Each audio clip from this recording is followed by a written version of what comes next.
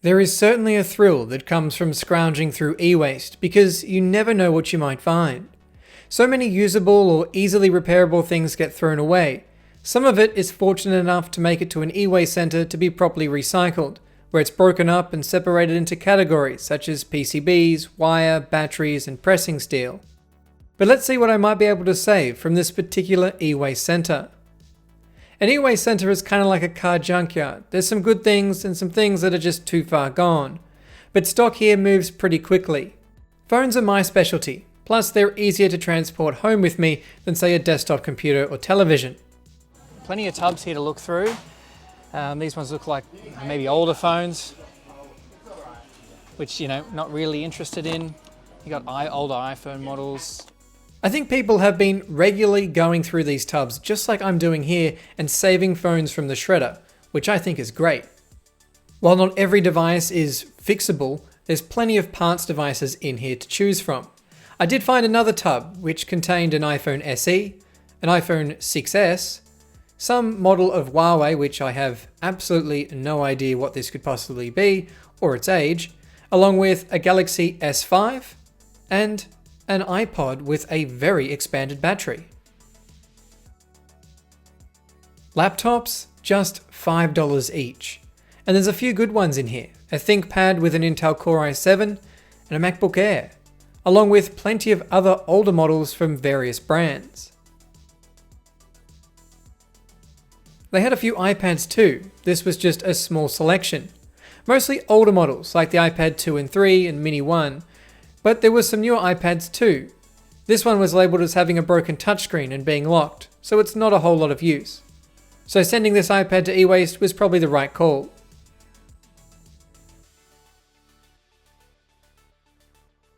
There was also a generic tablet in this box and an Amazon Kindle with a broken screen. Never again, I tell you. I repaired one of these and it was too difficult and not at all worth it. That Kindle belongs in this box. But there was more than just phones, tablets and laptops. Have a look at these 4 Mac Pros. I really wanted to save all of these, but I couldn't haul them back with me. One had been partially gutted, but people would pay good money for even just the case. From the model number, these appear to be 2010 to 2012 models. I used to have one of these just a few short years ago.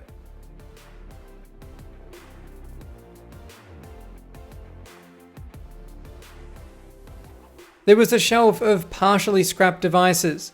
I had a look through and spotted a few MacBook Pros, this one being a 2012 model that I was going to save. However, after seeing that the display cable had been cut and most of the internals ripped out, I thought it was too far gone. And unfortunately, it was a similar story with this 2009 model. Its age alone makes it fairly unusable, but have a look at that battery. There was also some iMacs among the mix, as well as plenty of monitors, printers, and just about everything else you can imagine. So, what did I end up saving? I bought a number of things, including this Lenovo ThinkPad X240. Equipped with a Core i7 processor, it's the highest end version of this particular model. I briefly used a ThinkPad when I did work placement as part of my university degree. ThinkPads tend to be workplace laptops with really good keyboards and decent upgradability, so I wasn't going to leave this one behind. It's got an unusual array of ports, including a SIM card slot, network port, SD card reader, and a couple of USB ports. I should have had a look around for its charger and battery, but I didn't think of it at the time. So I'll have to use this universal charger. Once I have the right attachment, I can try out the laptop.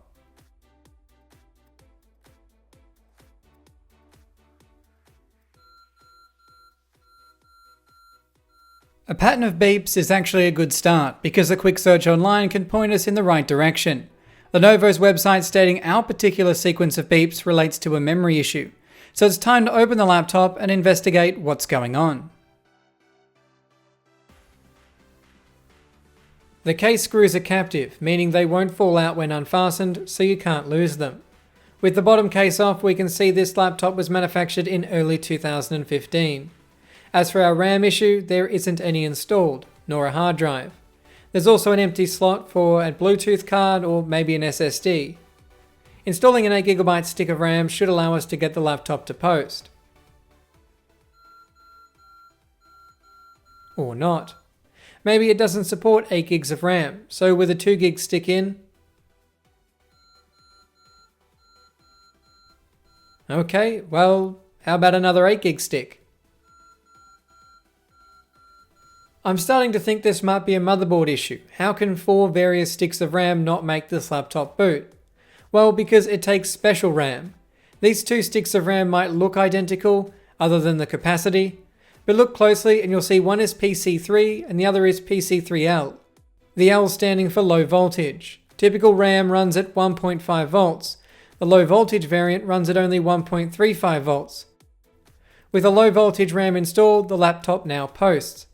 But there's no boot media, so let's fix that by installing an SSD. This one came from my old Mac Pro and already has Windows 10 loaded. Thankfully, they left the drive caddy behind. Many times it's thrown away when the hard drive is removed, making it difficult to install the new one. Cosmetically, this ThinkPad is in great condition, although it's missing its internal battery. This laptop can be equipped with 2 batteries, one internal and one external. We can now screw the laptop back together for a proper test.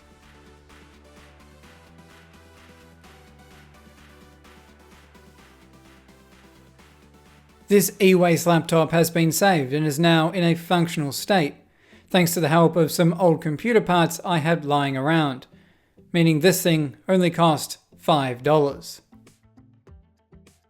The next laptop I purchased, again for only $5, was this MacBook Air. Cosmetically, it's got some scratches and a broken hinge, but despite its age, I think someone out there would be interested in tinkering with it. This first generation MacBook certainly has a reputation. To get the laptop this thin, they had to hide its 3 ports behind a little door. With just one USB port, a display output, and a headphone jack, you can't connect much, and some USB devices won't fit. It was also very underpowered, even for 2008. It also didn't help that the CPU heatsink and fan weren't connected, so heat dissipation is quite poor. The screws had already been removed, so the back just lifted off, revealing those missing screws have been conveniently stored in a bag and taped to the battery. What's odd is that this laptop still has its hard drive. They opened it to remove it, but they didn't end up doing so. It's an iPod hard drive, which means it's tiny and slow. It's also the only MacBook Air to ever ship with a mechanical hard drive. But with the hard drive still installed, there isn't anything I need to do before we power it up. So it's back on with the back panel and time to connect the power cable. And look at that, it sprung straight back into life. Even at 8 times speed, it still feels slow to boot. At the lock screen, it's clear this laptop is running macOS 10 Leopard, but it's locked with a password. Rebooting into single user mode, we can gain root access, and with a few commands, reset the password so we can log in.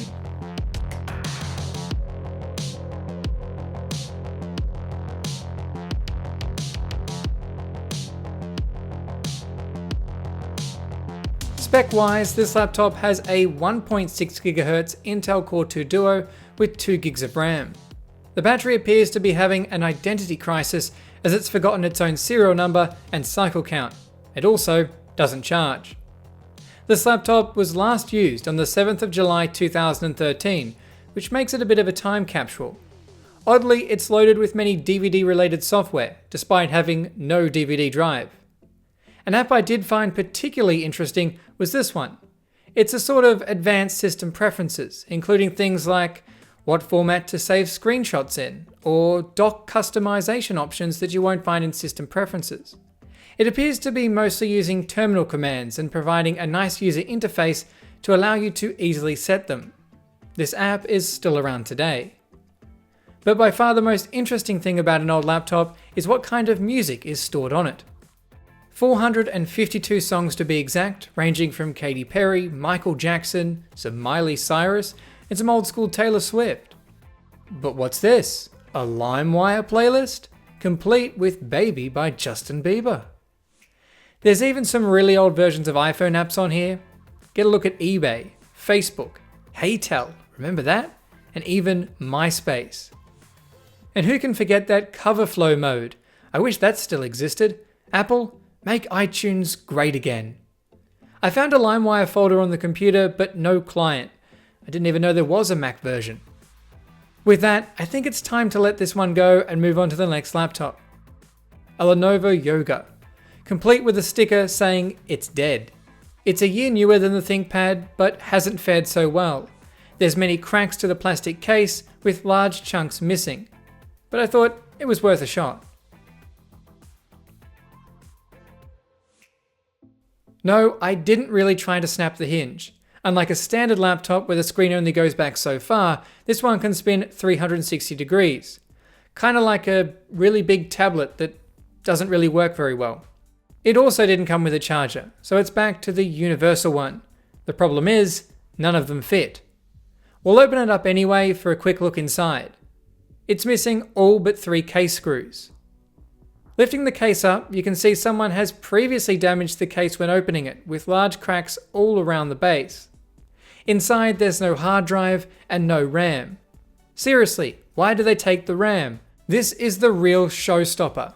No, I mean, really. I don't have any DDR4 RAM to suit. So this laptop is a miss. Oh well, it only cost $5. Now, it's onto the phones. There wasn't a great selection of phones, but I picked out some I was interested in or thought I could get some kind of value from.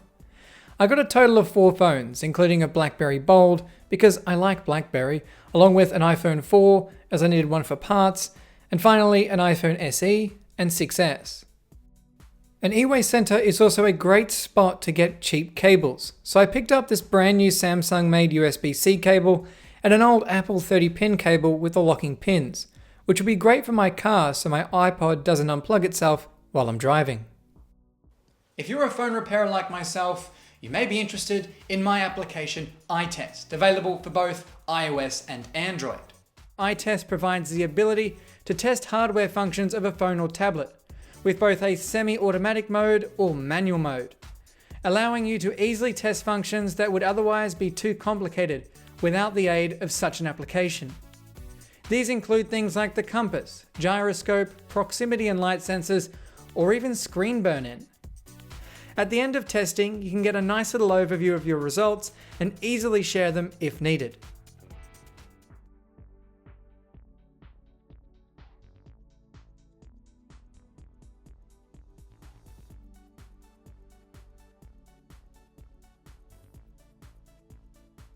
It too has plenty of music, none of which I can play as it hasn't been downloaded. This is a very early iPhone 4, as it has Phillips screws instead of the pentalobe security screws that showed up shortly after release. I have probably owned 30 or more iPhone 4s and have never had one with Phillips screws. The next iPhone, the iPhone SE, has the words LCD damaged written on the front. It boots and is iCloud unlocked. The screen is damaged with a line and has intermittent touch, but on the plus side, it has 90% battery health. The last of the iPhones is the 6S. It boots too, but is locked with a passcode and is iCloud locked, so it's a parts-only phone. For the last phone, it's a classic BlackBerry Bold. I've never owned one and thought it'd be interesting to save for collecting purposes. When plugged in, nothing happens. However, if the battery is removed, the charge light illuminates. Plug the battery back in, and it goes out. I was able to get the display to light up with a bad battery icon, but it won't switch on any further. So this is it, a good old e-waste haul. I spent about $30 for all the devices I saved. I never know what I'm going to get until I have a good look around. It's not as impressive as my last haul, but I hope you enjoyed it just as much. And on that note, this has been a Hugh Jeffries video. If you like what you saw, consider subscribing and check out the Tech Lot playlist for more videos just like this one. And if you're looking for any used devices, be sure to check out my online store, link for which is down in the description. That's all for this video, and I'll catch you guys next time.